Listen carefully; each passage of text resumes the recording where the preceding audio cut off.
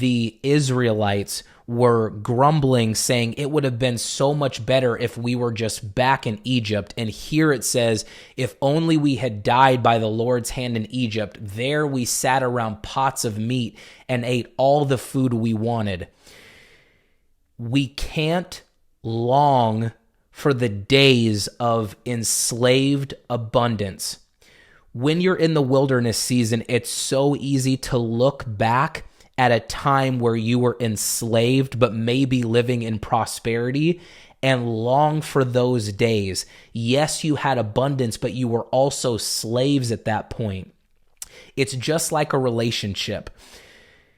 If you were in a toxic relationship and you've made it out of that relationship and now you're in a place of healing, it's so easy to look back on that relationship, which you know was toxic, and romanticize all of the good times that you had with that individual. And you forget about the fact that you might have been, quote unquote, enslaved in that relationship and it was toxic. It's the exact same situation here. They're out in the wilderness. They don't have a lot of resources. They don't have a lot of water or food. They're hungry. Even though God is leading them on this journey and they're in a place where they are developing spiritually, they're maturing spiritually, God is changing their character and he's molding them into the people he wants them to be. They're in a healing process, which is good for them, even though there's lack. And they are thinking about the prosperous times that they had, quote unquote prosperous. It wasn't prosperous, they were slaves. But they're thinking about all the meat and the abundance that they had when they were in Egypt, and they were longing for those times. So we can't romanticize the seasons that we used to be in, longing for that time.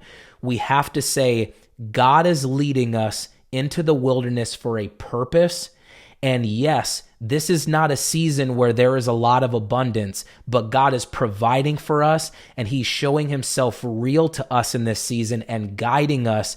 And it's important that we focus on the present and where God is leading us, not dwelling and romanticizing the past, which was, as you know, extremely damaging for the Israelites. It's crazy that they romanticized that and that they longed to be back as slaves in Egypt. And in chapter 14, it said, we would have much rather just worshiped the Egyptians and stay there with them and served them rather than being out here in the wilderness where we're free.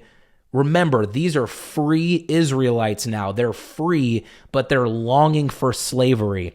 We have to think about the fact that even though we are free and God is doing some amazing things, we can't long for those days of the past.